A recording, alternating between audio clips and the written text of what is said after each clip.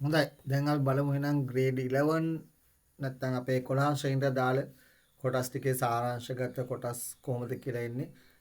ඉතින් මේ බුක් එකේදී ඔයගොල්ලන්ට විශේෂ ප්‍රශ්නයක් එන එකක් තමයි මේ පළවෙනි පාඩම.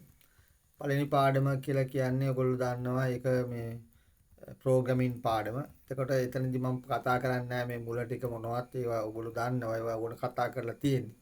මම මෙතනදී පටන් ගන්න ඔයාලට මෙන්න මේ පළවෙනි පාඩමේ තියෙන controls තුනෙන්. ඒ කියන්නේ sequence control එකයි selection එකයි ඊළඟම repetition එකයි. ඔන්න ඕකෙන් selection එකයි repetition එකයි තමයි ඔයගොල්ලන්ට එන්නේ. දැන් මම ඉස්සෙල්ලා කියන්නම් ඔයගොල්ලෝගේ ප්‍රශ්න පත්‍රයකදී ඔයගොල්ලෝ කොහොමද මේ දෙක වෙන් කරලා අඳුරගන්නේ කියලා.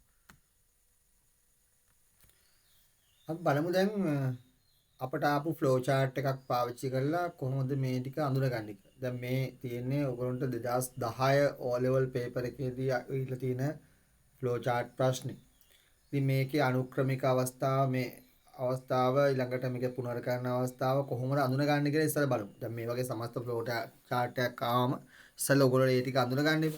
දැන් මෙන්න මෙතන පටන් ගන්න මේ ස්ටාර්ට් එකෙන් තමයි එතන අපේ starting of the point පළවෙනි තැන. ඊට පස්සේ මෙන්න මේ ටික මම මේ කොටු කරන ටික තියෙනවා. ස්ක්වයර් එකක් ගන්න. අන්න ඒ ටිකට අපි කියන්නේ සීක්වෙන්ස් එකක්. මේ කෑල්ල මේකේ තියෙන සීක්වෙන්ස් ඕඩර් එක. කියන්නේ එයා තමයි අනුක්‍රමික අවස්ථාව. ඊට පස්සේ ඔයගොල්ලන්ට මේ පුනරකරන අවස්ථාව බලා ගන්න ඔයගොල්ලෝ දන්නවා මෙන්න මේ වගේ හැඩතලයක් තියෙනවනේ. මේක අපි පාවිච්චි කරන්නේ සිලෙක්ෂන් එකකටනේ. එතකොට ඔයගොල්ලන්ට මේ ෆ්ලෝ chart එකේ මේ වගේ හැඩතල මෙතන එකක් තියෙනවා. මෙතන එකක් තියෙනවා. මෙතන එකක් තියෙනවා. එතකොට මේකේ ඒ වගේ හැඩතල තුනක් තියෙනවා. එතකොට මේ සමස්ත shapes ටික බැලුවම මේකේ ඇතුල් වෙන එකක් හැමතැනම තියෙනවනේ. මම ඔන්න ඇතුල් වෙන එක ඔයගොල්ලෝ පෙන්වන්න නිල් පාටින් පෙන්වන්නම්. දැන් ඔන්න මෙතන ඇතුල් වෙන්නේ මෙතනින්. මෙතනට ඇතුල් වෙන්නේ මෙතනින්. මෙතනට ඇතුල් වෙන්නේ මෙතනින්. හරිද? ඊට පස්සේ අපි පිට වෙන දෙක නිල් කොළ පාටින් ගමු. මේ තියෙන පිට වෙන දෙක මේ පැත්තට no මේ පැත්තට yes මේකේ මෙන්න yes මෙන්න no මෙන්න මේකේ පිටවීම මෙන්න මේකේ අනිත් පිටවීම. එතකොට මේ පිට වෙන දෙක දැන් මේ පැත්තෙන් පිටවීම සහ මේ පැත්තෙන් පිටවීම තියෙනවා නම් මේ දෙක මෙහෙම එකතු වෙන අවස්ථාවන් තියෙනවනේ. දැන් මම ඒක පෙන්නන වෙන පාට තැඹිලි පාටින් හදලා දැන් මෙන්න මෙතන මේ පැත්තෙන් මේ ඉර ඔහොම ගිහිල්ලා මෙහෙම ඇවිල්ලා මෙන්න මෙතනදී ඒක එකතු වෙලා තියෙනවා මේ එකක්. ඒ වගේම මෙතනදිත් එකතු වෙලා තියෙනවා. අන්නේ එකතු වෙන ඒවට අපි කියන්නේ if කියලා. එකතු වෙනවා නම් ඒක if එකක්. ඒක ඉතින් සංකීර්ණව ටිකක් බලන්න. ඊළඟට එකතු වෙන්න නැතුව දැන් මේක අපි හිතමුකෝ දැන් මේකට ඇතුල් වෙන එකයි මේකනේ හැඩතලය අපේ. මේකට ඇතුල් වෙන එකයි ඊට පස්සේ මේ පිට වෙන දෙක තියෙනවනේ දෙපැත්තට. ඒ දෙපැත්තට යනවා නම් ඒක මෙහෙම එකක් මොකක් හරි එකක් පල්ලෙහාට අවිල්ලා හෝ කොහොම හරි ආපහු උඩ පැත්තට ගිහිලා තියෙනවා නම් මෙහෙම ගමන් කරලා තියෙනවා නම් මේ අවස්ථාව ඔයගොල්ලන්ට කියන්නේ රිපිටිෂන් එක. එතකොට රිපිටිෂන් වර්ග ඔයගොල්ලන්ට තියෙනවා එකක් තමයි do while do තියෙනවා. while do තියෙනවා. අනිත් එක අපි පාවිච්චි කරනවා repeat until. දැන් මේකෙදි මේ දෙක අඳුනගන්නේ while එකක් අනිවාර්යයෙන්ම es එකේ ධාවනය වෙනවා. ඒක flow chart එකේ දැන් මේ flow chart එක පටන් ගත්ත තැන මේ flow chart එක ඉවර වෙන තැන දිහා බැලුවම ඒක සාමාන්‍යයෙන් උඩින් ඉන්නවා. දැන් මේක උඩනේ තියෙන්නේ. එතකොට ඒක while එකක් වෙනවා. මේක පල්ලෙහායින් තිබිලා ඒක no එකේ දිව්වනම් මෙහෙම no එකේ උඩට ගිහිල්ලා තිබුණා නම් es එකේ end වෙලා තිබ්බනම් ඒකට අපි කියන්නේ repeat until එකක් කියලා. ඔන්න ඔහොම තමයි ඔයගොල්ලෝ ඔක අඳුරගන්නේ. ඊට පස්සේ අපි බලමු මේකේ සූඩෝ කෝඩ් එක ගොඩනගනකොට ඉස්සෙල්ලා මේක while එකෙන් කරලා බලමු. ඊට පස්සේ අපි ඒක until එකෙන් කරලා බලමු. right. ඔන්න එනවා while එකට අපි ලියනකොට ඉස්සෙල්ලාම දැන් ඔයගොල්ලොන්ට මේක සූඩෝ කෝඩ් එක ලියන්න පටන් ගන්න වෙනවා. ඊට පස්සේ ඔයගොල්ලෝ ලියන මෙතන මුලින්ම start එක ගන්න ඕනේ අපි. එහෙනම් begin කියලා පටන් ගන්න. begin. right ඊට පස්සේ එතන තියෙනවා input number of student input number of student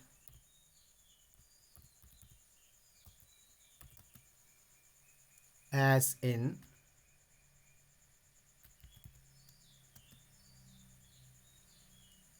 වරහන් ඇතුලේ n විශාලයි බිඳු. ඔන්න ඔහොම එකක් තමයි තියෙන්නේ.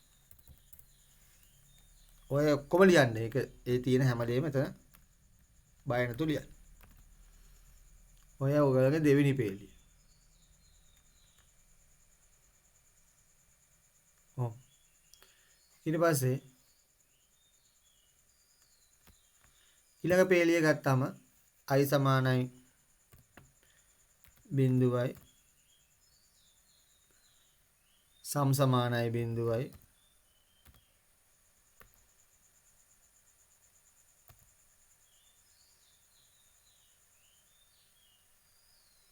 max සමානයි බිඳුවයි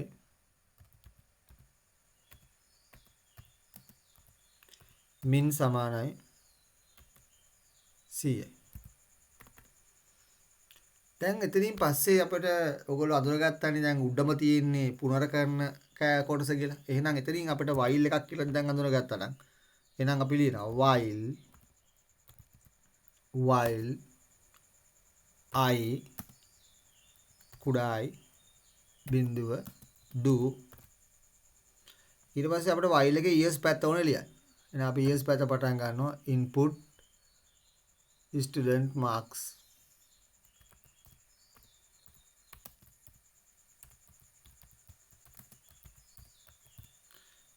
ඊට පස්සේ කියනවා i සමානයි i ධන 1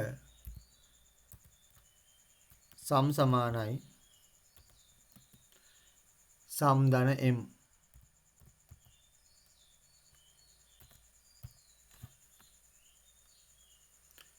මෙතනට m කියලා දෙන්න ඕනේ. හරි. සම් ධන m. හරි. එන්න ඊට පස්සේ ඔයගොල්ලන්ට පේනවා දැන් තියෙන්නේ ඔයාලගේ if එක while එක ඇතුලේ. ඒ නිසා ඔයගොල්ලෝ ලියනවා if m කුඩායි min yes පත ලියන්න ඕනේ then min සමානයි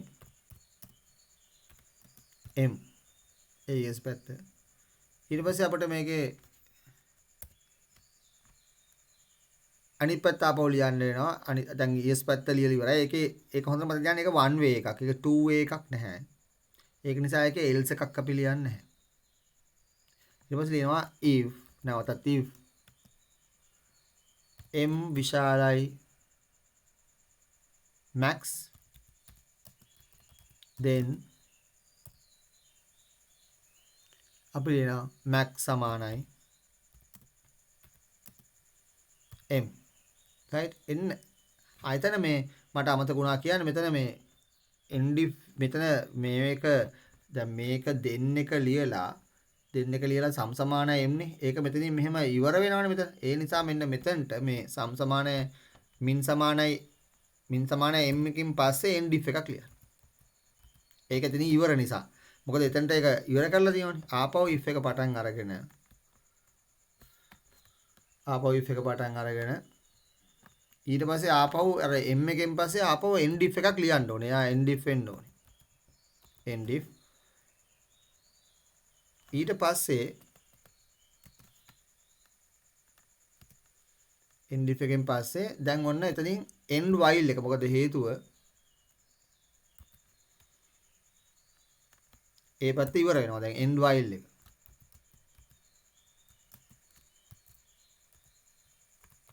end while ඒ පැත්ත ඉවරයි. ඊට පස්සේ අපි no පැත්තට එන්න වෙනවා. no පැත්ත තියෙන්නේ average එක සමානයි sum බෙදීම n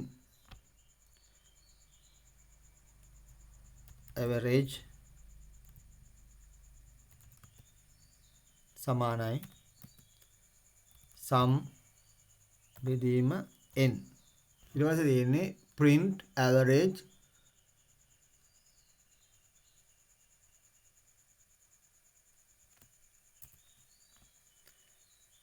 print average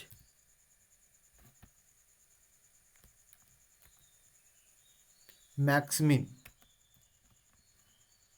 average max min ඊට පස්සේ end ඔන්න ඔය ටික තමයි අපිට සූඩෝ කෝඩ් එකට ලියන්න වෙන්නේ. එතකොට සූඩෝ කෝඩ් එක ලියනකොට තේරෙන්නේ නැති ඔයගොල්ලෝ දැන් කොහොමද මේක තේරුම් ගත්තේ කියලා. දැන් මෙතන one way එකක් තියෙනවා. මේකේ two way නැහැ. දැන් one way එකක් කියලා කියන්නේ ඔයාලගේ flow chart එකේ මේ තියෙන selection එකේ දැන් මේක ඇතුළු වුණාම මේක years පැත්තට යනවා. years පැත්තෙන් ගියාම ඔයාලට මොකක් හරි මෙතන වර්ණයක් තියෙනවා. මොනවා හරි තේරීමක් තියෙනවා. හැබැයි no පැත්තේ කිසිම තේරීමක් නැහැ. ඒ නිසා මේක මෙතනින් එකතු වෙලා තියෙනවනේ මේකට. ඒ නිසා මෙන්න මෙතනට end if එක ලියන්න ඕනේ. බැරි වෙලාවත් මේක මෙතනට ඇවිල්ලා තිබුණ නැතුව හරිද? මේක මෙතනට ඇවිල්ලා තිබුණ නැතුව මේක එලියට මේ විදියට දැන් අර අපි සාමාන්‍යයෙන් හඳින විදියට මේකයි මේ ඔහොම එලියට ඇවිල්ලා මේක මෙතනින් end වෙලා තිබ්බනම් මෙන්න මෙතනට end if දෙකක් ලියන්න ඕනේ. අයි හේතුව ඒ පැත්තෙන් මේක ඇවිල්ලා තියෙන්නේ. නමුත් මෙතන මේක මෙතනට ගිහිපු නිසා මෙන්න මේ end if එක මෙතනින් ලියන්න ඕනේ. ඒ වගේම මේක මෙතනින් ඉවර වෙච්ච නිසා මේ end if එක මෙතනින් ලියන්න ඕනේ. අන්න එතකොට ඒ වගේ මේක මම ගත්තෙත් ඒකයි උදාහරණය ගොඩක් හොඳ උදාහරණයක්. ඒතර මේක ඔක්කොම කියලා දෙන්න පුළුවන් නිසා තමයි ගත්තේ. ඔන්න ওই විදිහට තමයි ඔයගොල්ලෝ ඔකට උත්තර ලියන්න ඕනේ. ඉතින් මම දැන් ඊළඟට කියලා දෙන්නම් කොහොමද අපි ප්‍රශ්නෙකදී ආපු සූඩෝ කෝඩ් එකක් හරි එහෙම නැත්නම් ඒකේ තියෙන ගැලීම් සටහනකට හරි අර MCQ ප්‍රශ්නකදී උත්තරේ ගන්න කියලා. ඊට පස්සේ කියලා දෙන්නම් කොහොමද ප්‍රෝග්‍රෑමින් කොටස කරන්න කියලා. ඒතකොට ඒකේ ප්‍රෝග්‍රෑමින් කොටසට මම අදාළ කොටස දෙනින් සාරාංශගතේ නවත්තනවා. ඊට පස්සේ අපි ඊළඟ කොටසට යනවා. හොඳයි බලමු දැන් කොහොමද මේ අපට ආපු ප්‍රශ්නයකට උත්තර ලියාගන්නේ කොහොමද කියන එක චුට්ටක් අපි කල්පනා කරලා බලමු. දැන් මේ ප්‍රශ්නේ 37 වෙනි ප්‍රශ්නේ බලමු. දැන් මේක දිහා බලමු. ඔකට පේනවා මේක repeat until එකක් තියෙනවා. ඒ කියන්නේ repeat until අවස්ථාවක් තමයි තියෙන්නේ. දැන් repeat until අවස්ථාව කොහොමද අපි මේකේ උත්තරේ හොයාගන්නේ කියලා අපි පොඩ්ඩක් බලමු. ඒකට ඔයගොල්ලන්ට හෙටදී ඒ කියන්නේ ඔයගොල්ලන්ට ලැබෙන ප්‍රශ්න පත්‍රයක තියෙන පිළිතුරක් ලබා ගන්න පහසු වේවි මේ කියන ක්‍රමය අනුගමනය කරාම. මේ වගේ ප්‍රශ්නයක් ආවම මුලින්ම දැන් අපිට මේ ප්‍රශ්නේ ලැබුණු මොහොතේදීම ඔබ සලකා බලන්න ඕනේ කාරණා තමයි මේක repeat until එකක් නම් මේක repeat until එකක් නම් මේ condition එක run වෙන්න ඕනේ no එකේදී. ඒකට ඔබගේ condition එක කොන්දේසිය check වෙන්නේ මෙන්න මේ වගන්තිය හරහානේ. මෙන්න මෙතන තියෙන වගන්තිය හරහා තමයි කොන්දේසිය check වෙන්නේ. ඒ කියන්නේ until count එක විශාලයිද බිඳුවට වඩා. ඒතර count එක මෙතන 5යිනේ. count එක 5යි. එහෙනම් මෙතන බිඳුවට වඩා මේක විශාලයිද කියලානේ ප්‍රශ්නේ අහන්නේ. එතකොට until එකක් සාමාන්‍යයෙන් run වෙන්නේ no එකේදී. until එකක් සාමාන්‍යයෙන් run වෙන්නේ no එකේදී. හැබැයි මෙතන මේක years වෙනවනේ. මේක years තුනු ගාම මේක දුවන්නේ නැහැ. නමුත් මේක එක වතාවක් දුවන්න ඕනේ. මොකද හේතුව මේක පටන් අරන් චෙක් වෙන්නේ අන්තිමටනේ. ඒ නිසා පළවෙනි වතාව ස්ටෙප් එක අපිට දුවන්න වෙනවා. එහෙනම් ඔයගොල්ලෝ කරන්න ඕනේ සම් එක මේ ඔයගොල්ලෝගේ පොඩි කොල කෑල්ලක හරි ඔයගොල්ලෝගේ පේපර් එකේ හරි සම් එක පැන්සලෙන් 0යි කියලා මෙහෙම ලියන්න ඕනේ. සම් එක 0යි. කවුන්ට් එක CO ගම්ම නම් ඇති කවුන්ට් එක 5යි කියලා ලියන්න ඕනේ. ඒ ඔයාලගේ පළවෙනි වටේ. දැන් ඒ කියන්නේ පටන් ගන්නකොටම තියෙන අවස්ථාව. ඊට පස්සේ මෙතන සම් එකට එකතු වෙනවනේ කවුන්ට් එක වැඩි කරලා කවුන්ට් එකෙන් කවුන්ට් එක වැඩි කරාම 25යිනේ. එතකොට සම් එකට උත්තරේ 25ක් එන්න ඕනේ. ඒක සම් එකට එකතු වෙන්න එපා යාව. එතකොට සම් එක ඔන්න 25ක් වෙනවා. ඊට පස්සේ කවුන්ට් එකෙන් ඍණ එකක් අඩු වෙනවා. දැන් කවුන්ට් එක 4යිනේ. කවුන්ට් එකේ ඍණ 4යි. එතකොට ඍණ 4 මෙතනට ගෙනාම බිඳුරා විශාලද කියලා අහුවොත් අපිට නෑ කියලා උත්තරේ නෙවෙයි එන්නේ ඔව් කියලා. එහෙනම් මේකේ උත්තරය 25න් නවතිනවා. එතකොට මේක මොකද මේක ආන්සර් එකක් නැහැ. මොකද හේතුව මේක දුවන්නේ නැහැනේ. මේක ඇත්තටම මේක මෙහෙම කුඩා කියලා ආවනම් හරි. ඒ කියන්නේ කුඩා වෙන්නේ නැහැනේ බිඳුවට වඩා. එතකොට ඔක දුවනවා. ඉතින් මේක ඇත්තටම කියනවා නම් මේකේ පළවෙනි වටෙන් පස්සේ මේක නවතිනවා. ඒකට හේතුව කන්ඩිෂන් එක ගැන අපි සැලකිලිමත් නොවුනොත් අපි උත්තරේ දිගට ලියන් යන්න බලමු. ඒ නිසා ඒක කන්ඩිෂන් එක අනිවාර්යයෙන්ම සැලකිලිමත් වෙන්න. ඊළඟ කාරණාව දිහා බැලුවොත් එහෙම අපි ඊළඟ ප්‍රශ්නේ ගනිමු. ඊළඟ තියෙන ඇරේ එකක් තියෙන්නේ. ඒකත් ඔයගලන්ට හොඳ අවස්ථාවක් ප්‍රශ්නෙට. ඉතින් ඔයගොල්ලෙන් අහනවා මේ අරාවේ දිග කීයද කියලා. ඉතින් අපි ගණන් කරොත් එහෙම ඉලක්කම් 10 20 30 40 50 60 70 80 තියෙනවා. ඒතකොට 3යි 6යි 8ක් තියෙනවා. එතකොට මේ අරාව බිඳුවෙන් පටන් අරන් 7න් ඉවර කරන්න පුළුවන්. ඒ කියන්නේ අපේ අරාවේ දිග 8ක් තියෙනවා. එතකොට අරාවේ දිග 8යි. එතකොට අරාවේ දිග 8 කියන එක හරි. ඒ කියන්නේ A කියන වගන්තිය හරි. ඊට පස්සේ ආයි බලමු B එක. M5 වල අගය 50ක් වේ. ඒ කියන්නේ මේක M බිඳුව වුණොත් මේක M1 2 3 4 5 5 වල අගය 60යිනේ. ඒ නිසා ඒක B වැරදි එතකොට. හරි. එහෙනම් අපි බලමු C එක දැන්. M1 එක. මෙයා බිඳුව මෙයා 1. 1 කියන්නේ 20යිනේ. 20යි 2 3. මෙයා 40යිනේ. එහෙනම් 20යි 40යි එකතු කරාම 60ක් හැදෙනවා. එහෙනම් අපට උත්තරය AC කියන උත්තරය තමයි එන්නේ. සාමාන්‍යයෙන් අර ඒකමාන අරාවක පළවෙනි එලිමන්ට් එක බිඳුව ලෙස තමයි අපි සලකන්නේ. එතන බිඳුවෙන් පටන් අරන් මේක 7න් ඉවර වෙනවා. ඒක තමයි එතන තියෙන මේ. ඊළඟ ප්‍රශ්නේ ගන්නකොට ඔයාලට කියනවා මෙන්න මේ ගැලීම් සටහනේ ප්‍රතිදානය. මම ඒකත් උඩ කතා කරන්නම්. එතකොට ඒකෙනුත් ඔයගොල්ලන්ට ගැලීම් සටහනේ උත්තරයක් ගන්න හැටි ඔයගොල්ලන්ට එනවා. ඒක අපි කතා කරනවා නම් මෙන්න මේ විදිහට තමයි අපිට ඒක උත්තරේ ගන්න අපි. මේ වගේ ප්‍රශ්නයක් ආවොත් ඉස්සෙල්ලා ගැලීම් සටහන මොන වගේ එකක්ද කියලා අපි බලන්න ඕනේ. දැන් අර අපි කලින් කියලා තියෙනවා මේ වයිල් එකක් නම් උඩින් තියෙනවා ඒක ES එකේ ධාවනය වෙනවා. අන්ටිල් එකක් නම් යටට යනවා ඒක නෝ එකේ ධාවනය වෙනවා කියලා පොඩි අර මෙතඩ් එකක් කිව්වා. හැබැයි ඉතින් ඒක හැම වෙලෙදිම සාධාරණීකරණය කරගන්න යන්න එපා. බොහෝ දුරට ඒක ගැලපෙනවා. දැන් මෙතන මේක චුට්ටක් පල්ලෙහාට ගිහිල්ලානේ තියෙන්නේ. නමුත් ඔව් එකේනේ දුවලා තියෙන්නේ. ඒක නිසා ඒක ගැන ඉෂුව එකක් තියාගන්න එපා. අපි දැන් මෙහෙම කරමු මේ වෙලේ. දැන් අපි කරන්නේ මෙතන මුලින්ම කවුන්ට් එක ඒක ලියා ගන්න. කවුන්ට් එක 1යි. ආන්සර් එක 1යි. an එක 1යි. එතකොට මේක තමයි පළවෙනි අවස්ථාව අපේ. එතකොට ඊට පස්සේ මේ අපිට කියනවා මේ කවුන්ට් මේකෙන් පස්සේ මෙතනට එන්නේ අපිට දැන් චෙක් වෙන්නේ නැහැ නේ තාම. එතකොට ආන්සර් එක කවුන්ට් එකෙන් වැඩි කරාම ආන්සර් එකයි කවුන්ට් එකයි වැඩි කරාම ආන්සර් එක එකක් වෙනවා. දැන් එක් වරක් එක 1යි. එතකොට අහනවා දැන් ඔයගොල්ලන්ට ඇතුල් කරන්නේ 5නේ. නම්බර් එක 5. හරි. එතකොට මෙතනට මේ පැත්තට ඔයාලා දාන්න ඕනේ 5. එතකොට 5 කවුන්ට් එකට දාලා කුඩාද කියලා අහනවා. දැන් ඔව්නේ. කවුන්ට් එක දැන් ඔයගොල්ලන් කවුන්ට් එක 1යි.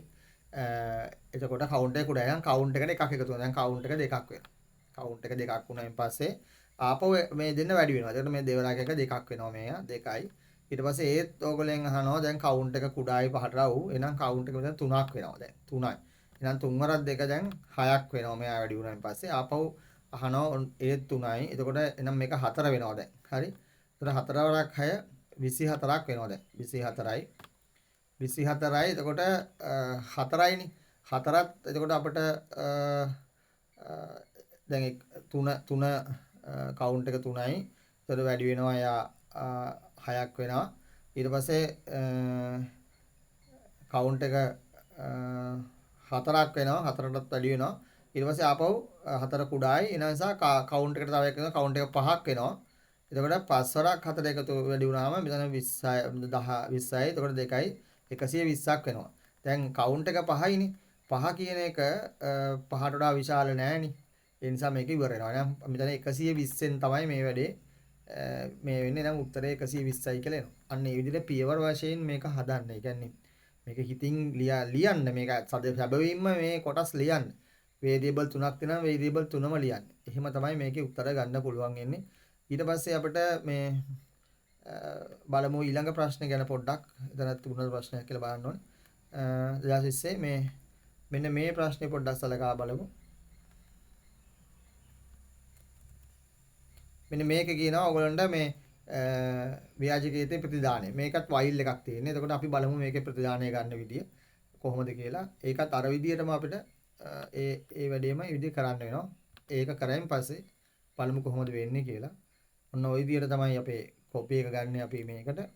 ඊට පස්සේ අපි ආව අපේ පේන්ට් එකට අරගෙන මේ වැඩේ කරලා බලමු. හරි. ඊට පස්සේ ඔන්න අපේ මේක ගත්තා. දැන් අපි ලියමු මෙයාව. දැන් ඔන්න මේක නම්බර් එකනේ මුලින්ම තියෙන්නේ. එහෙනම් නම්බර් එක ඔන්න මුලින්ම 12යි. එයා මුලින්ම 12ක් කියලා කියනවා. 12 විශාලයිනේ 5ට වඩා. ඔව්නේ. එහෙනම් 12 දැන් විශාලයි. එහෙනම් ඊට පස්සේ අහනවා නම්බර් එක 10ට වඩා විශාලද? ඒකත් ඔව්නේ. එහෙනම් ඔව් වුණොත් දෙන්නෙක් වැඩ කරන්න බෑ මෙතනින්. එහෙනම් නම්බර් එක දෙකෙන් බෙදෙනවා. නම්බර් එක දැන් 12 දෙකෙන් බෙදුවාම නම්බර් එක 6ක් වෙනවා. හරි. ඊට පස්සේ ආපහු උඩට යනවා. එතකොට නම්බර් එක විශාලයට ඔව්. 10ට වඩා විශාල නෑ. එල්ස් එකට යනවා. එහෙනම් නම්බර එකට 4ක් එකතු වෙනවා. දැන් නම්බර එක ආපහු 10ක් වෙනවා. 4ක් එකතු වෙනවනේ ආපහු. එයි මේකනේ ක්‍රියාත්මක වෙන්නේ එතකොට. ඊට පස්සේ ආපහු උඩට ගියාම නම්බර එක 5ට වඩා විශාලයි. 10ට වඩා විශාල නැතුව සමානයි. එහෙනම් ආයෙ දෙකෙන් බෙදනවා. දැන් නම්බර එක 5ක් වෙනවා. 5ක් වෙලා නම්බර එක 5ට වඩා 5 විශාල වෙන්නේ නැහැ. එතනින් ඉවර වෙනවා. එහෙනම් උත්තරය අපිට 5යි කියලා එනවා. ඔන්න ඔය විදිහට ඕගොල්ලන්ට වෙන ප්‍රශ්න ටික හොඳින් කල්පනා කරලා තාර්කිකව විසඳ ගන්න. එතකොට ඔය ඔයාලගේ මේ සම්පූර්ණම මේ අදාළ ප්‍රශ්න ටික ලියන්න පුළුවන් වෙන උත්තර ටික ලියන්න පුළුවන්. මම දැන් පැස්කල් චුට්ටකුත් ඔයගොල්ලන්ට කියලා දෙන්නම්. ඊට පස්සේ අපි ඊළඟ සෙෂන් එකට යනවා. ඔයාලගේ පද්ධති ප්‍රශ්න වලට. ඒතර ඔයාලට ඉගෙන ගන්න තියෙන ප්‍රෝග්‍රෑමින් ලැන්ග්වේජ් එකක් විදිහට පැස්කල් කියන ලැන්ග්වේජ් එක අපි බලමු. දැන් මේ තියෙන ප්‍රශ්නේ දැන් ඔයාලට පැස්කල් කෝඩ් එකක් දීලා ඒකේ සූඩෝ කෝඩ් එක ලියන්න කියන්න හිස්තන් පුරවන්න එන්නත් පුළුවන් ලියන්න කියන්න එන්නත් පුළුවන්. එහෙම නැත්නම් ඔයගොල්ලන්ට පැස්කල් කෝඩ් එකක් දීලා ෆ්ලෝ chart එකක් අඳින්න එහෙම නැත්නම් ෆ්ලෝ chart එකට පැස්කල් කෝඩ් එකේ හිස්තන් පුරවන්න එහෙම මොනවා හරි ප්‍රශ්නයකට ඔයගොල්ලන්ට යන්න වෙනවා. දැන් ඉස්සර මම සරලම තිබුණේ පැස්කල් පොඩි කෝඩ් එකක් දීලා ඒකේ තියෙන අවුට්පුට් එක ඇහුවා. ඉතින් ඒ වගේ විවිධාකාර වෙනස්කම් වීමෙන් ප්‍රශ්න හැදෙන්න පුළුවන්. දැන් මේක අපි බලමු පැස්කල් කෝඩ් එකෙන් ලියන්නේ කොහොමද කියලා. පැස්කල් එකක් ලියනකොට එක එක ප්‍රෝග්‍රෑමින් ලැන්ග්වේජ් වල ඒවා ලියන විදි වෙනස් වෙනවා. එතකොට ඒවා ඉතින් එක එක විදියට අපිට ඒවා ඉගෙන ගන්න වෙනවා. ඒකේ තියෙන මෙතඩ්ස් ගැන. දැන් මේකේ තියෙන මෙතඩ් එකක් තමයි දැන් අපි භාවිතා කරනකොට මේකේ වේරියබල්ස් වගේ දේවල් අපි උඩින්ම හඳුන්වලා දෙන්න ඕනේ. එතකොට අපිට මේකේ තියෙනවා අයිඩෙන්ටිෆයර්ස් වගේ. අයිඩෙන්ටිෆයර්ස් කියන කොට කතා කරලා තියෙනවා. අයිඩෙන්ටිෆයර්ස් කියලා කියන්නේ හඳුන්වන. එතකොට අයිඩෙන්ටිෆයර්ස් වෙන්නේ ප්‍රෝග්‍රෑමින් නේම් එක අනිත් එක ගත්තොත් එහෙම variables and const කන්ස් විතරයි. දැන් variable and const කියන්නේ විචල්යන් සහ නියතවල වෙනස්කම අහලා තිබුණ එකපාරක් විභාගෙදී. ඒකදී එතකොට නියතයක තියෙන වෙනස්කම තමයි දැන් නියතවල අගය ප්‍රෝග්‍රෑම් එක ධාවනය වෙනකොට වෙනස් වෙන්නේ නැහැ. නමුත් variable එකේ අගය ප්‍රෝග්‍රෑමින් එක ධාවනය වෙනකොට වෙනස් වෙනවා. ඒක තමයි ඒකේ තියෙන වෙනස්කම් දෙක. හැබැයි සමානකම ඇහුවොත් එහෙම නියතය සහ variable දෙකෙන්ම කරන්නේ අගයක් ගබඩා කරගන්න එක. අන්න ඒ විදිහට ඕගොල්ලන්ට ඒවා ප්‍රශ්න ගැන ඉතින් ඒ විෂය තුල තියෙන විෂය කරුණුත් එක්ක ලියන්න වෙන දේවල් තියෙනවා. ඉතින් මෙතන මේ සාරාංශගත වාර්තාවකදී මේ සියල්ලම ආපහු කතා කරන්න බෑ.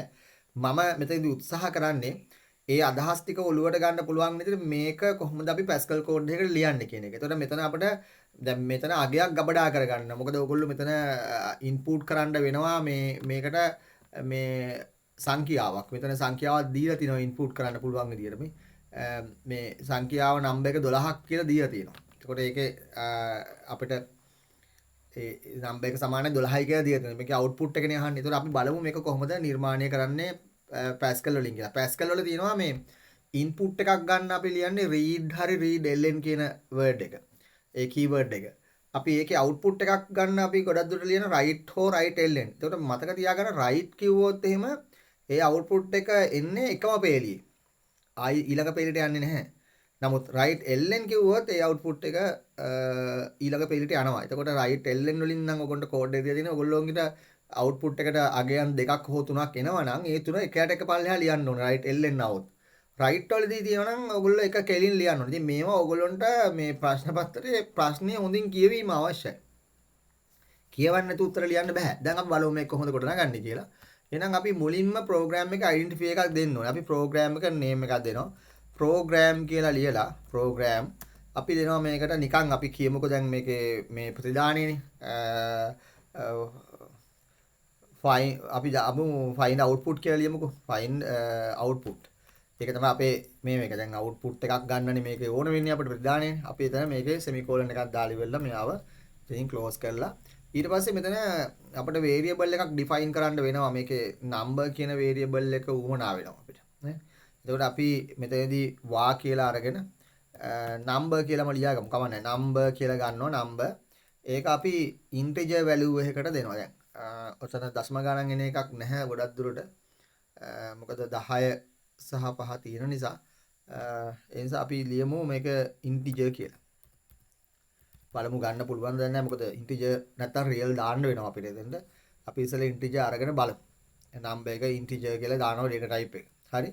ඊට පස්සේ අපි ගන්නවා මේ begin එකක් අරගෙන ආරම්භය පටන් ගන්නවා. ඊට පස්සේ අපිට ලියන්න වෙනවා නම්බර් එකේ තියෙන නම්බර එකට assign කරන්න වෙනවා value එක. ඒ කියන්නේ value එක නම්බර එකට ඇතුල් කරන්න වෙනවා. ඒක assign කරන්නේ අපි මෙන්න මේ විදිහට අපි සමාන කිරීම ලකුණක් දාලා 12 කියලා දීලා අපි ඒ පේලි ඉවර කරනවා.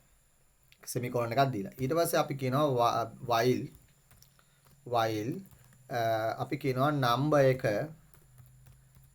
එක විශාලයිද 5 do කියලා අපි කියනවා. ඊට පස්සේ නැවත අපිට begin එකක් දාන්න වෙනවා නැත්නම් while එකේ output එක අපිට ගන්න බැරි වෙනවා. ඒ නිසා අපි කියනවා මේ begin එකෙන් පස්සේ if number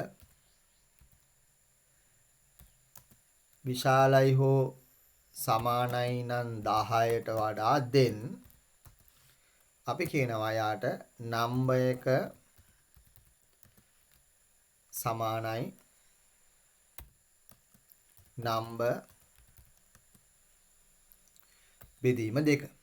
හරි. දැන් if එක ලියපු නිසා semicolon එක අපි දාන්නේ නැහැ. else එකත් යන නිසා else එක ලියලා ඊට පස්සේ අපි කියනවා නැත්තම් number එක සමානයි number plus 4 කියලා ගන්න. එතනින් අපි මේක ඉවරයි. මොකද ඒක හේතුව එතන සම්පූර්ණයෙන්ම if එක ඉවර නිසා අපි එතන semicolon එකක් දානවා. ඊට පස්සේම මෙතන while එක ඉවර නිසා අපි මෙතන end එකක් දානවා. while එක ඉවර කරන්න ඕන නිසා එතනින්. ඊට පස්සේ අපි ලියනවා right ln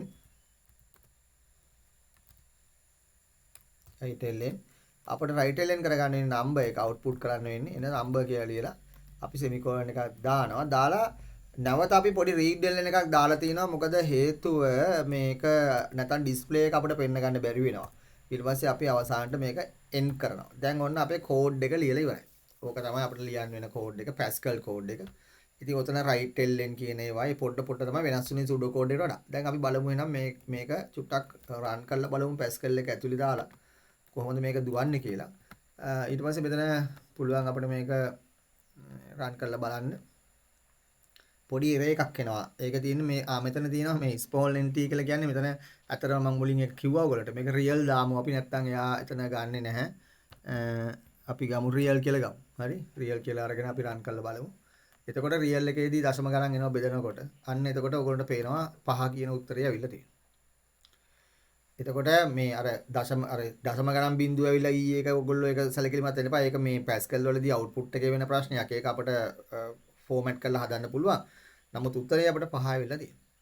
ඒත් අපිට තේරෙනවා මේ Pascal code එකක් ගොඩනගනකොට සහ Pascal code එකේ ස්ථාන පුරනකොට right ln කියන එක read ln කියන එක ඒ විදිහට එහෙනම් මේක read ln එකක් ගත්තේ නැහැ. මොකද හේතුව අපි මෙතන number එකක් තිබුණානේ. ඒක අපි assign කරන්නේ 12යි කියලා.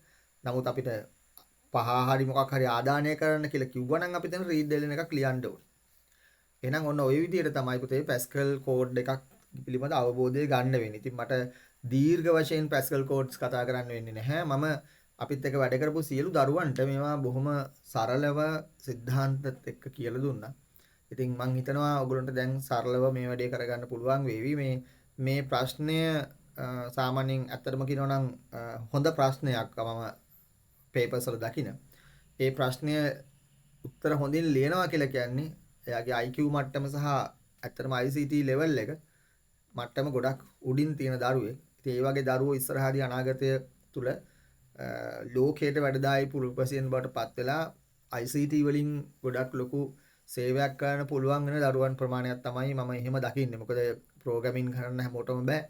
ඒ නිසා මේක අමාරුයි කියලා හිතන කෙනෙක් ඉන්නවා නම් මේ 7 වෙනි ප්‍රශ්නය මග ඇහැරලා ඊට විකල්ප ප්‍රශ්න විදියට ලියන්න පුළුවන් ප්‍රශ්න එකක් තෝරගන්න. හැබැයි මේක කරනවා කියලා දරුවෙක් ඉන්නවා නම් ඒක හොඳ අවස්ථාවක්. එයාගේ දක්ෂතාවය හඳුන ගන්න. එහෙනම් ඔයගොල්ලන්ට මෙතනින් මම ප්‍රෝග්‍රෑමින් කොටස ඉවර කරනවා. එහෙනම් ඔයගොල්ලෝ හැමෝටම ඊළඟ කොටස අපි සිස්ටම් වලින් පටන් ගමු. දැන් ආපහු 11 ශ්‍රේණියේ පාඩම් ටික ඔක්කොම කතා කරන්න බලාපොරොත්තු වෙනවා. හොඳයි අපි දැන් බලමු මේ පද්ධති සංවර ජීවන චක්‍රය සිස්ටම් ඩෙවලොප්මන්ට් ලයිෆ් සයිකල් වලින් එන ප්‍රශ්නෙට මුහුණ දෙන්නේ කොහොමද කියලා. ඒකෙදී මම මුලට කතා කරන්නේ නැහැ පද්ධතියක් කියන්නේ මොනවද what is the system මේ ටික දැන් අවශ්‍ය නැහැ. අපි මෙතනින් නම් පටන් ගමු.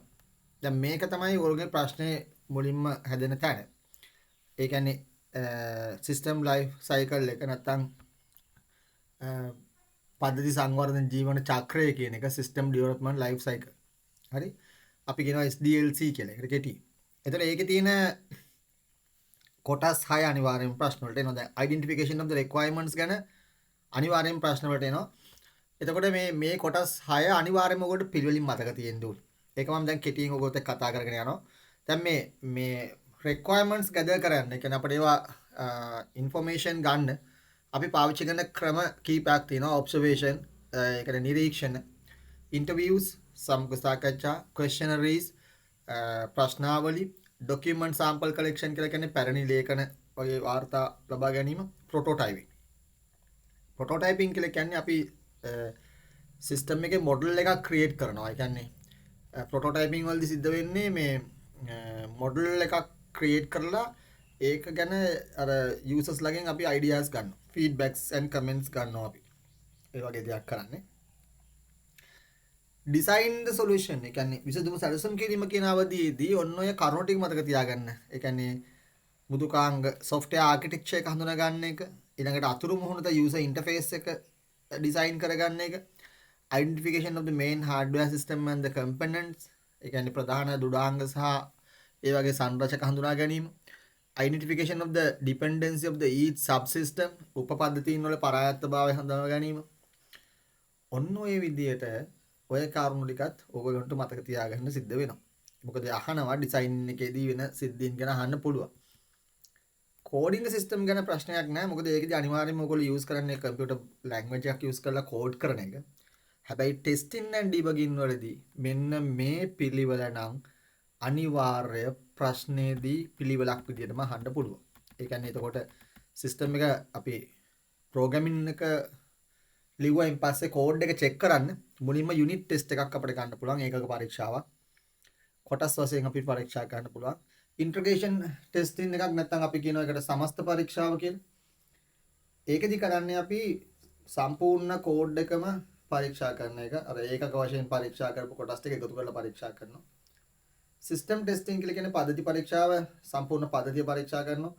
ඇක්සෙප්ටන්ස් ටෙස්ට් කියලා කියන්නේ ඒක අපි භාවිත කරන පුද්ගලයාට දීලා පරීක්ෂා කරන එක. ඒ ටික මතක තියාගන්න. ඉතින් ඔයගොල්ලන්ට මේක මෙහෙම ලියන්න එන්නේ නැහැ. මොකක් හරි සිද්ධියක් දීලා ඒ සිද්ධියට අදාළව කොටස් ටික නම් කරන්න තමයි වෙන්නේ. ඊට පස්සේ deployment of the system, පද්ධතිය පිහිටුවීම ගැන තමයි අපි ඊළඟට කතා කරන්නේ. පද්ධතිය පිහිටවන්න පාවිච්චි කරන ක්‍රම කිහිපයක් තියෙනවා. ඒ ක්‍රම වලින් එකක් තමයි direct deployment එක, parallel deployment එක. direct කියලා කියන්නේ ඍජු පිහිටවීම, parallel deployment කියන්නේ සමාන්තර පිහිටවීම, pilot deployment කියලා කියන්නේ නියමමය පිහිටවීම, phase deployment කියලා කියන්නේ අධීරමය පිහිටවීම. පිහිටවීම වලදී ඉතින් direct එකේදී අපි ඍජුවම සිස්ටම් එක පාවිච්චි කරනවා. හැබැයි එතකොට පොඩි ඩවුට් එකක් තියෙනවා. මොකද නිව් සිස්ටම් එකට මොන හරි ගැටලුවක් වුණොත් අපිට පරණ එක නැති වෙලා යන වැඩ කරන්න. ඒ වගේ මේ එක ඇතුළේදී අර හඳුන්වා දීමේ තියෙන විශේෂතා ගැන පොඩ්ඩක් අයිඩෙන්ටිෆයි කරගෙන තියන්න ඕනේ ප්‍රශ්නෙට උත්තර ලියන්න. ඊට පස්සේ අපිට තියෙන්නේ මේන්ටේන් of the system. අන්න ඒකදී ඔයගොල්ලන්ට කියනවා අර මේන්ටේන් කරන්න ටික කාලයක් ගියායින් පස්සේ මේන්ටෙනන්ස් වලදී බලන දේවල් විදියට ගන්න development system to suit new user requirements. ඒ කියන්නේ ඒ පද්ධතියට පරිශීලකගේ අලුත් අවශ්‍යතාවයන් එකතු කරන විදිය. ඊළඟට issues that surface with the use of the system which were not identified during the system development. ඒ කියන්නේ පද්ධති පරීක්ෂාවේදී සහ කාලයක් භාවිතා කිරීමේදී අපිට අර සමහර පද්ධති පරීක්ෂාවේදී හමු නොවූ වැරදි හමු වෙන්න පුළුවන් ටික කාලයක් පාවිච්චි කරනකොට. අන්න ඒ වගේ ගැටලු අපිට විසඳ ගන්න පුළුවන් ඔය පද්ධති නඩත්තුවේදී. අනිත් එක ඇඩොප්ට් කරන්න පුළුවන් අපිට අලුත් ටෙක්නොලොජිස් එකකට. ඒකෙන් කාර්යක්ෂමතාවය වැඩි කරන්න පුළුවන්. ඔන්න ඔය ටික ඔයගොල්ලෝ අනිවාර්යයෙන්ම මතක තියාගන්න වෙනවා.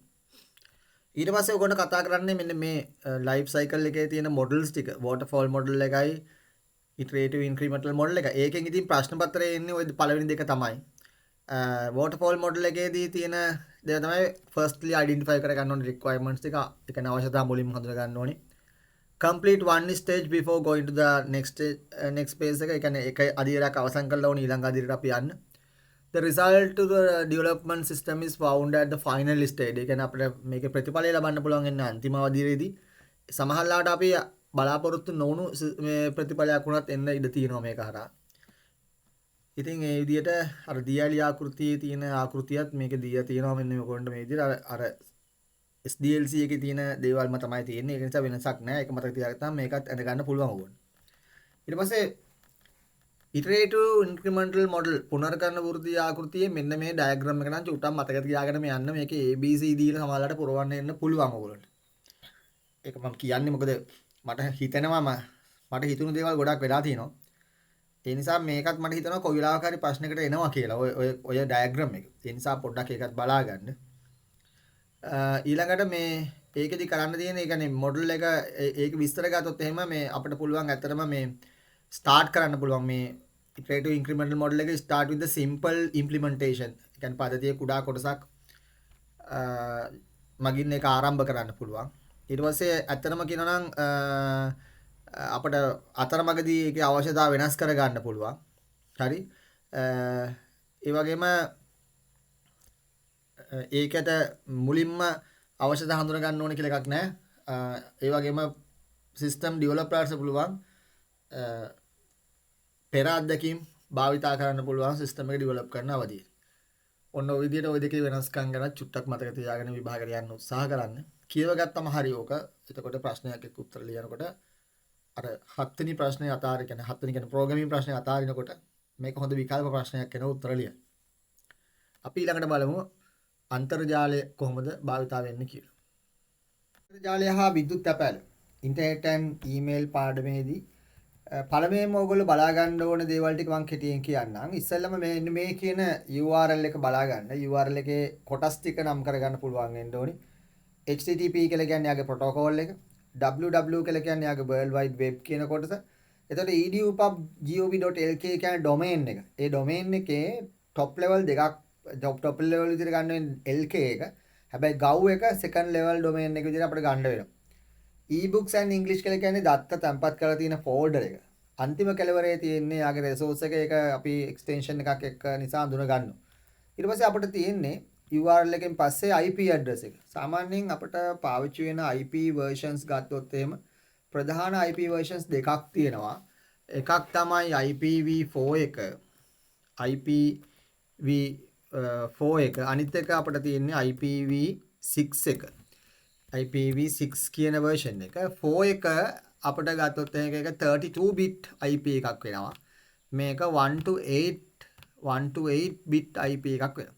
එතකොට මේකෙන් දැන් අපිට ගොඩක් දුරට ප්‍රශ්න වලට එන්නේ IPv4 එක තමයි ගොඩක් දුරට ප්‍රශ්න එන්නේ. මොකද මේක hexadecimal number එකක් විදිහට තමයි මේක යන්නේ. IPv6 එක කියන්නේ decimal number system එකක්. දැන් IPv4 එක decimal විදිහට යන්නේ. IPv6 එක යන්නේ hexadecimal විදිහට. IPv4 එක ගත්තොත් එහෙම අපිට මෙන්න මේ විදිය අපි හිතමුකෝ. ඒ අකුරු 3ක් ඔහම. ඔන්න ওই විදිය ෆෝමැට් එකක් තමයි IPv4 එකේ තියෙන්නේ. එතකොට මේ ඒ කියන කොටස ගත්තොත් එහෙම එතනට ඔයගොල්ලෝ ලියන්න පුළුවන් වෙන දේ තමයි මෙතන මේ එක කොටසකට. දැන් මේ කොටස ඒ වගේ කොටස් 4ක් දශම තිත් වලින් වෙන් වෙලා තිනවා. මේකට අපි කියනවා dotted decimal notation එකක් කියලා. මේකේ ලියන්න පුළුවන් ඉන්නේ බිඳුවේ ඉඳන් 255ක් වෙනකන් මේ ඉලක්කම් ලියන්න පුළුවන්. එතකොට ඉතින් මේ IPv4 එකේ කාණ්ඩ තියෙනවා ABCD E වශයෙන්.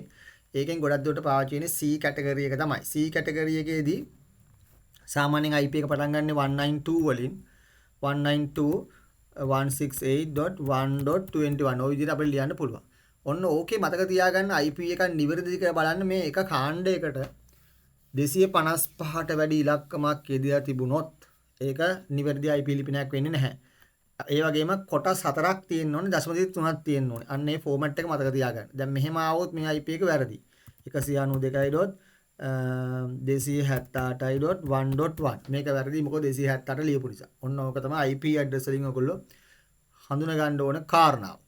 ඊට පස්සේ අපි යමු මේ ඩොමේන් නේම් එක. ඩොමේන් නේම් එකක් කියලා කියන්නේ අතරම කියන්නේ යුනික් නේම් එකක් ඩොමේන් වෙබ් අඩවියක තිබෙන. වෙබ්සයිට් එකේ තියෙන යුනික් ඇඩ්‍රස් එක කියලා කිව්වත් නිවැරදි ඒක. ඩොමේන් එක. ඩොමේන්ස් අපිට දෙන්න පුළුවන් ක්‍රම දෙකක් තියෙනකන් ඒ කියන්නේ හැම වෙලාවෙදීම මතක තියාගන්න ඩොමේන් නේම් එකක් කොටස් දෙකකින් යුක්ත වෙනවා. ඒ කොටස් දෙක තමයි මේ ඩොමේන් නේම් එකේ කොටස් දෙක තමයි එකක් තමයි යූසර් නේම් එක. ඒ කියන්නේ අපි යූසර් විදියට අපි දෙන නේම් එක. යූසර් නේම් එක. අනිත් එක තමයි අනිත් එක තමයි අපිට top level domain එක. TLD එක. top level එක. top level domain එක. එතකොට top level domain එක දෙන්න පුළුවන් විදි තමයි එකක් country wise විදිහට දෙන්න පුළුවන්. අනිත් එක ඒක භාවිතා කරන ශේෂ්ත්‍ර වශයෙන් දෙන්න පුළුවන්. එතකොට මෙන්න මේක කියන්නේ ඒක තමයි. දැන් මේ තියෙන්නේ ශේෂ්ත්‍ර වශයෙන් commercial organisation ඒ විදිහට top level හැදෙනවා. ඊළඟට ඒක රටවල් වශයෙන් ගත්තොත් ඔන්න ඔය විදිහට IN, AU, JP වගේ රටවල් වශයෙන් අපිට දෙන්න පුළුවන්. එතකොට ඒ ටික අඳුර ගන්න. ඊට පස්සේ ඉන්ටර්නෙට් එක වැඩ කරන විදිය ගැන මෙන්න මේ පොඩි ඩයග්‍රෑම් එකක් තියෙනවා. මේක එකපාරක් සාමාන්‍ය පෙළ විභාගෙදී ප්‍රශ්නයකට ආවා. ඒ නිසා මේකේ අර ඔය තියෙන පිළිවෙල හඳුන ගන්න ඒ පිළිවෙල අනුව ප්‍රශ්නයක් එන්න හොඳටම ඉඩ තියෙනවා. ඒක නිසා ඒකත් මතක තියාගන්න. 1 2 3 වල කොහොමද ඒක ගමන් කරන්න කියලා මතක තියාගන්න. ඊළඟට ප්‍රොටෝකෝල්ස් තියෙන්නේ මොනවද කියලා බලා ගන්න. මේ ප්‍රොටෝකෝල්ස් වල HTTP කියන්නේ අපි සාමාන්‍යයෙන් ඔය HTML data convert කරන්න පුළුවන් ප්‍රොටෝකෝල් එක. TCP IP වල තියෙන ප්‍රොටෝකෝල් දෙකක්. TCP කියලා කියන්නේ transmission control එක. IP කියන්නේ IP ලිපින පාලනය කරන එක. data packets අපි යවන්න sending කරනකොට ඔය TCP IP protocols use කරනවා. FTP කියලා කියන්නේ ධාරිතාවේ වැඩි ගුණ හෝමාරු කරගන්න භාවිතා කරන ගුණ හෝමාරු නියමාවලියක්. SMTP කියන්නේ electronic mail exchange වලට ගන්න එකක්. ඒ කියන්නේ receiving mails අපි ගන්න එකෙන්. ඊළඟට තව තියෙනවා ඒකේ POP3 කියලා එකකුත් තියෙනවා. ඒකත් මතක තියාගන්න. මෙතන අපිට බලන්න පුළුවන් email protocol කියලා ගත්තාම email protocols වල තියෙනවා මෙන්න මේ විදිහට SMTP, IMAP, POP3 කියලා එනවා. එතකොට SMTP පාවිච්චි කරන්නේ ගොඩක් දුරට outgoing mails වලට. POP ඒවා පාවිච්චි කරන්නේ incoming වලට. අන්න ඒ විදිහට මේ ඔය IMAP කියන එකත් මතක තියාගන්න. ඒකත් email service වල protocols විදිහට පාවිච්චි කරනවා. ඔන්න එතන ඒක ඔය සමහරට POP එකක් දෙන්න පුළුවන් නිසා මම එහෙම විශේෂයෙන් කිව්වේ. ඒකත් මතක තියාගන්න වෙනවා ඔයගොල්ලන්ට. ඊට පස්සේ ගත්තොත් එහෙම client to server mode එක ගැන ඔයගොල්ලෝ හැමෝම දන්නවා. ඒක අවශ්‍ය නැහැ. ඊට පස්සේ සර්වර්ස් විදිහට ගත්තොත් එහෙම ඉතින් සේවාදායක පරිගණක ගොඩක් තියෙනවා. ඒ කියන්නේ මේල් සර්වර්ස් තියෙනවා, වෙබ් සර්වර්ස් තියෙනවා. DNS සර්වර් එක විශේෂයෙන් මතක තියාගන්න. DNS සර්වර් එකෙන් කරන්නේ URL එකක් IP address එකට හරවන එක. ඒ වගේම ඉන්ටර්නෙට් එකේ තියෙන සර්විසස් ගැන හොඳට මතක තියාගෙන යන්න. ඒ සර්විසස් වලින් ඉතින් විශේෂයෙන් මතක තියාගන්න ඕන කාරණාවක් තමයි මේ ඊමේල් වල තියෙන කොටස් ටික ගන්න. මේ කියන්නේ මේකේ තියෙනවනේ ඊමේල් ඇඩ්‍රස් එක ඊළඟට ඊමේල් එකේ ඔන්න ඔය ටික 2cc bcc වල 2 කියන එකට ලියන ඒවා කියන්නේ අපි ප්‍රධාන යවන අයගේ ඇඩ්‍රස් දාන්නේ 2 එකේ. cc එකේ දාන්නේ අපි කාබන් පිටපත් යවන ඒවා. bcc කියලා කියන්නේ අර 2 සහ cc අයට නොපෙනෙන විදිහට හයිඩ් කරලා යවන අයගේ ඇඩ්‍රස් දාන්නේ අපි bcc එකේ. ඒකත් ඔයාලගේ ප්‍රශ්න පත්‍රයේදී අහන්න පුළුවන් කොටසක්. මොකද වරින් වර ඕක අහනවා දීලා මෙයාට පේන්නේ මොකද්ද දැන් මොනාලිට ඔක්කොම පේනවා. සසිකලත් පේනවා DP දසුණු BP දසුණු පේනවා. හැබැයි BP දසුණුටවත් සසිකලාටවත් මොනාලිට ඇරිය එක පේන්නේ නැහැ. අන්න ඒ වගේ ප්‍රශ්න ඔයගොල්ලන්ට ගොඩනගෙන්න පුළුවන්. ඊළඟට ඉන්බොක්ස් එක ඒ ටික මතක තියාගන්න. මේ සර්විසස් වලින් පස්සේ ඔයගොල්ලන්ට ඉතින් අර ක්ලවුඩ් කම්පියුටර්ස් වල තියෙන මේ IaaS PS SAS වලින් ඔයගොල්ලන්ට ප්‍රශ්න අහනවා. ඒකත් මතක තියාගන්න. ওই ටිකෙන් තමයි ඉන්ටර්නෙට් පාඩමේදී ප්‍රශ්න ඔයගොල්ලන්ට එනවා නම් එන්නේ. මම ඒක බොහොම කෙටියෙන් කතා කරේ. ඒකට ලොකු ප්‍රශ්නයක් නාවත් සාමාන්‍ය ප්‍රශ්නකට මුහුණ දෙන්න සිද්ධ වෙනවා. එහෙනම් ඒකත් හොඳින් පේපර් එක හොඳට බලලා ගිහිල්ලා ප්‍රශ්න ඒ කියන්නේ පොතේ තියෙන කොටස් ටික හොඳට බලන් ගිහිල්ලා පේපර් එක හොඳට ලියන්න පුළුවන් තත්යකටපත් වෙන්න. මල්ටිමීඩියා පාඩමේදී ඔයගොල්ලන්ට යම් යම් ප්‍රශ්න කොට නැගෙනවා. ඉතින් ඒකෙදී මෙන්න මේවා ටික මතක තියාගන්න. මේකේ මූලික කොටස් ටික ඩිජිටල් ග්‍රැෆික් එක. ඒ කියන්නේ fundamental of the digital graphic, pixel, resolution, size, colors. colors වලදී නම් ඔබට මතක ඇති මෙතන මේ අපි ඔය මෙන්න මේ දෙකේ බලය ඒ කියන්නේ 2 to power BBP කියලා අරගෙන තමයි ඒක හැදුවේ. ඒකේ ආපස්සට හොයනකොට මේ ඔය විදිහට වර්ගමූලයෙන් හොයන්න එපා. ඒක දෙකේ බලය කීයද කියලා ලියන්න ඕනේ. ඒක උගොන්ට මතක ඇති මම කිව්වද මොකද්ද කියලා. එතකොට ඒ වගේ ප්‍රශ්න ඒ වගේ එකක් එන්න පුළුවන්. ඉතින් මේ color models දෙක use කරලා මතක තියාගන්න. දැන් RGB භාවිතා කරන ගොඩක් දුරට ස්ක්‍රීන් එකක බලන ඒවට. CMYK ගොඩක් දුරට use කරන්නේ desktop publishing හරි printing documents වලට ගන්න ඒවට තමයි අපි ගොඩක් දුරට ඒවා පාවිච්චි කරන්නේ. විශේෂයෙන්ම කිව්වොත් එහෙම ඔය ගොඩක් උසස් නිර්මාණ වලට CMYK තමයි පාවිච්චි කරන්නේ. ඊට පස්සේ ඔයගොල්ලන්ට මෙතන තියෙනවා මේ කම්ප්‍රෙසින් ගැන කතා කරනකොට lossy and lossless ගැන චුට්ටක් මතක තියාගන්න. ඒකේ ෆෝමැට්ස් ටික දැන් මේ loss වලට අයිති වෙන ඒවා මොනවද? lossless වලට අයිති වෙන ඔය extensions ටික. දැන් JPG, TIFF, BMP කියන්නේ lossy formats එක.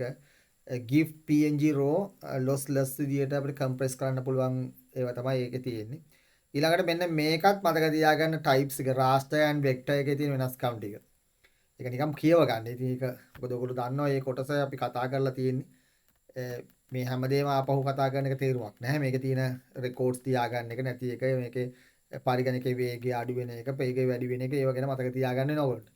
ඊට පස්සේ මෙන්න මේ GIMP එකේ tools මේ tools ටික මතක තියාගන්න මේවා ලම් ටික. මේ GIMP තියෙන tool එකේ මෙතන selection tools වල ඒක ඔයගොල්ලන්ට වෙනම දීලා තියෙනවා මේ පොතේ.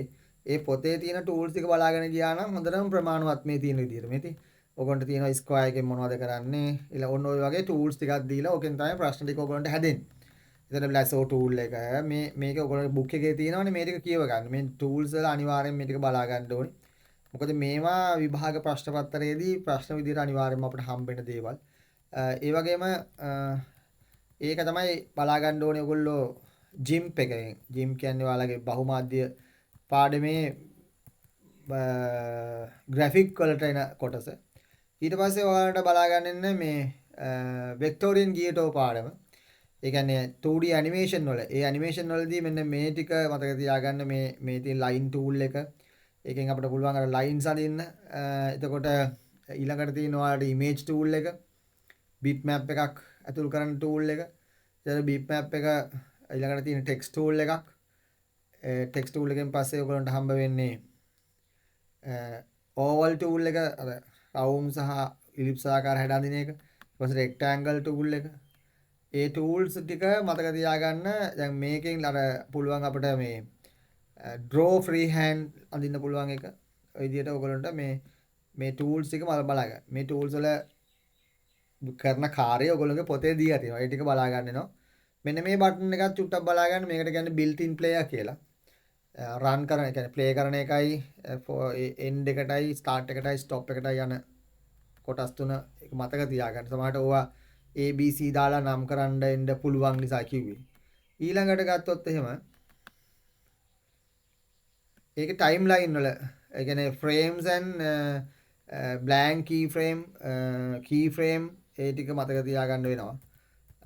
ඒ ටික තමයි Victorian Gate වලින් අපිට කතා කරලා මතක තියාගන්න වෙන දේ කරුණු ටික තියෙන්නේ.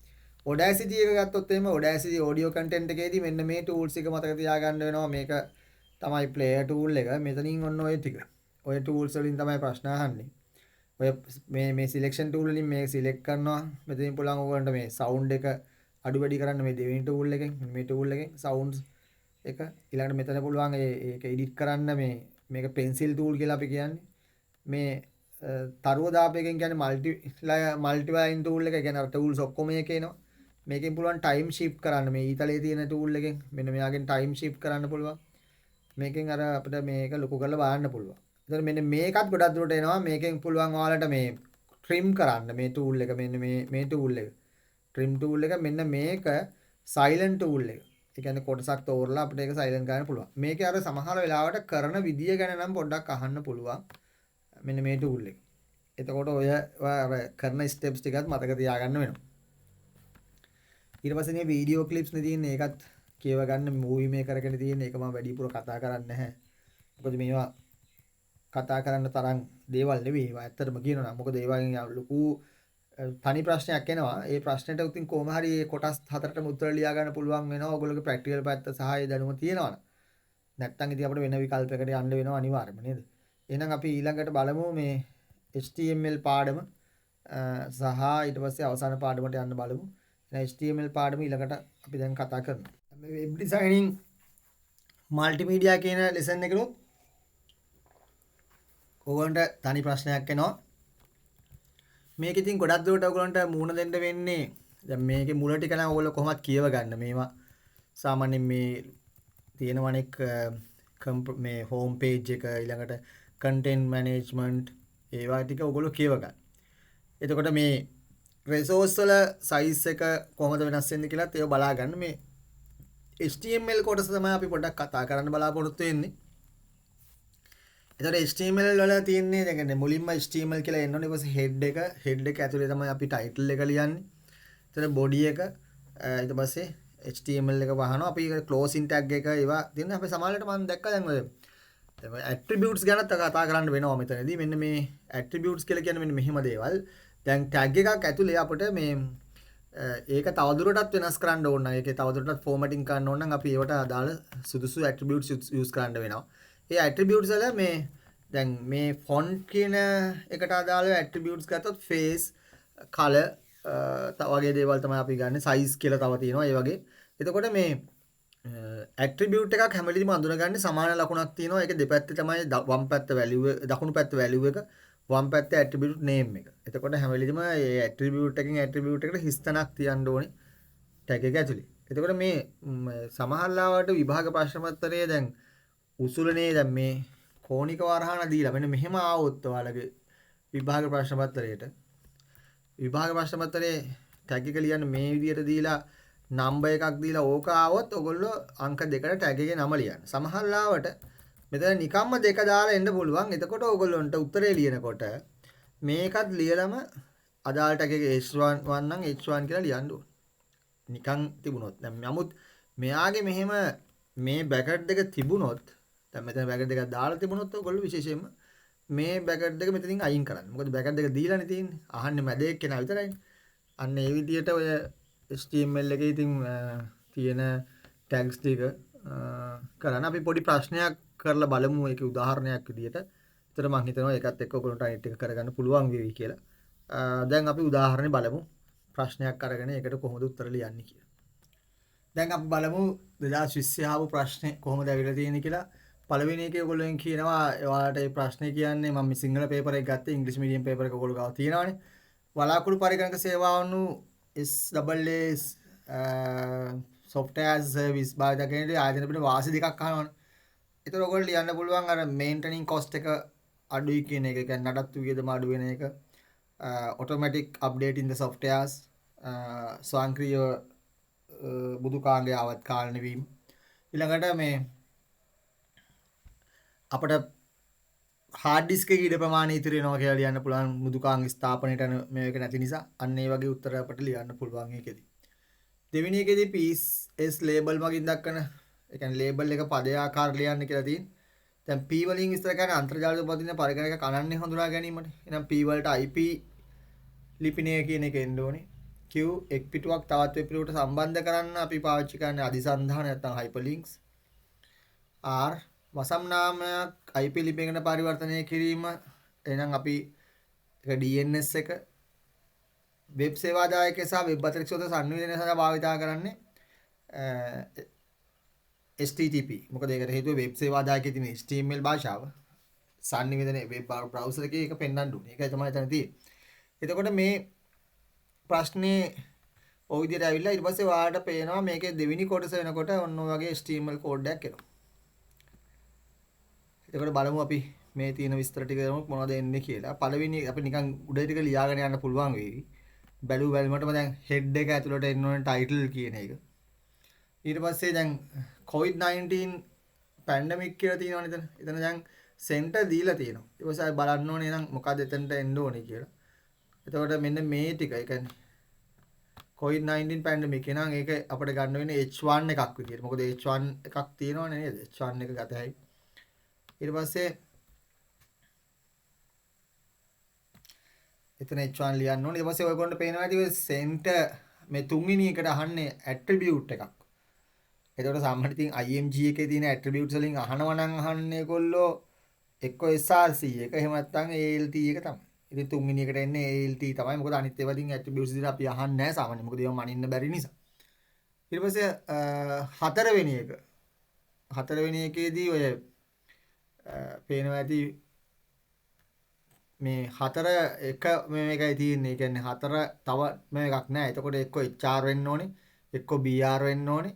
එහෙම නැත්නම් IMG වෙන්න ඕනේ. දැන් බලමු මොකක්ද කියලා හතරවෙනි එකට තියෙන අවස්ථාව. ඒ කියන්නේ මාර්ච් 2020න් පස්සේ තමයි ඒක එන්නේ. එතකොට දැන් මෙතනින් පස්සේ දැන් මේ තියෙන එකෙන් පස්සේ ඉතින් BR කියන එක තමයි හතරට අපිට ලියන්න වෙන්නේ. මොකද එක ටැග් එකයිනේ තියෙන්නේ ඒක. මේකේ BR කියලා තියෙනවා. ඉතින් BR තියෙනවා. එහෙනම් BR එකක් තමයි ගන්න වෙන්නේ. මං කිව්වනේ හතර කියන එක ක්ලෝසින් එකක් වෙලාම ඇවිල්ලා තියෙන නිසා ඒකේ අර ඕපනින් ටැග් එකක් නැහැ ඒකේ. හතර ඉලක්ක එකයිනේ තියෙන්නේ. පහ පහ කියන්නේ එතකොට P on average stakes කියන එක බලමු එතන මොකද්ද පහට එන්න ඕනේ කියලා චුට්ටක් බලන්න වෙනවා. මොකද output එක හරියට බලලා ඕනේ කරන්න. ඒක ඕගොල්ලන්ට පේනවා චුට්ටක් අඩ වෙලා තියෙන්නේ. එහෙනම් I කියන එක තමයි එන්න ඕනේ එතෙන්ට පහට. පහට I. එතකොට 6 7. දැන් ඒකේ 6 දැන් ඔකට TH ඇවිල්ලා තියෙනවානේ. TR එකක්. ඊට පස්සේ 6 සහ 7 ඕනේ ලියන්න. එතකොට TR එක ඉවරයි. බලමු 6 7 මොකක්ද එන්නේ කියලා table border align center.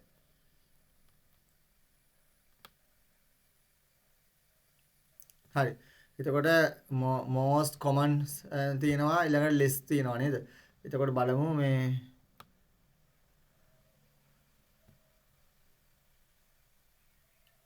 right. එතකොට ඇවිල්ලා තියෙනවා ඊට පස්සේ ආපහු 6ට එන්න ඕනේ TR එකක්. 6ට TR එකක් එන්න ඕනේ. ඊට පස්සේ UL කියන එක බලමු පොඩ්ඩක්. UL කියන එකේදී fever ඒ ටිකනේ එන්න ඕනේ. එතකොට ඒක එක කොලම් එකක් ඇතුළේ තියෙන නිසා එතනට එන්න ඕනේ TD කියලා. 7 TD වෙන්න ඕනේ. ඊට පස්සේ 7 close කරනවා. ඊට පස්සේ ආපහු 7 TD එකක් තියෙනවා. ඊට පස්සේ 8ට එන්න ඕනේ ඔයාලගේ type එක. 8 කියන්නේ type square කියන එක අපු නිසා 9ට එන්න ඕනේ ඉතින් දැන් එතන ඔයගොල්ලන්ට පේනවා ඇති 6 main recommended කියන එක 6 main recommended කියන එක මෙතන බලන්න ඕගොල්ලෝ හොඳින්. එතකොට ඔයගොල්ලන්ට පේනවා ඒකේ columns දෙක එකතු වෙලා තියෙන්නේ. එහෙනම් අපිට call spam කියන එක එන්න ඕනේ එතනට. call spam එන්න ඕනේ 9ට. 10 ඉතින් ඔයගොල්ලෝ දන්නවා ඒකේ hyperlink එකක් නේ පටන් අරන් තියෙන href කියන්නේ attribute එකක්නේ. එහෙනම් 10ට a කියලා එන්න ඕනේ. ඔන්න ඔය විදිහට ඉතින් අර විභාග ප්‍රශ්න පත්‍රයේ ඇතුළට මේ හරියටම අර දීපු output එකයි මේකයි ගලපගෙන tag එක මොකක්ද කියලා අඳුන ගැනීම ඔයගොල්ලෝ කරන්න ඕනේ. HTML එකත් බොහොම ලේසියෙන් ඔයගොල්ලන්ට උත්තර ලියන්න පුළුවන්. 6 වෙනි පාඩම නම් මම මෙතනින් කතා කරන්නේ නැහැ. මොකද ඒක කියව ගන්න පාඩම. ඒක කියවුවම පුළුවන් ඒකේ තියෙනවනේ වෛරස් ගැන ඊළඟට තාර්කික ආරක්ෂාව, භෞතික ආරක්ෂාව ඒ දේවල් කියව ගත්තම උත්තර ලියන්න පුළුවන්. එහෙනම් මම හිතනවා ඔයගොල්ලන්ට දැන් මේ කියපු කතා කරපු මේ 10 සහ 11 පාඩම් ටික දිහා බැලුවම ඔයාලගේ අවශ්‍ය කටයුතු කර ගැනීමට අවශ්‍ය පොඩි උදව්වක් හම්බ වෙවි. සහ ඔයගොල්ලෝගේ දක්ෂතාවයත් අරගෙන ඒ දේවල් හොඳින් කරගන්න කියලා ඔයගොල්ලන්ට මතක් කරනවා. අපි ආපහු මේ වගේ දෙයකින් හම්බෙමු. එතකන් ඔබට සුබ දවසක්.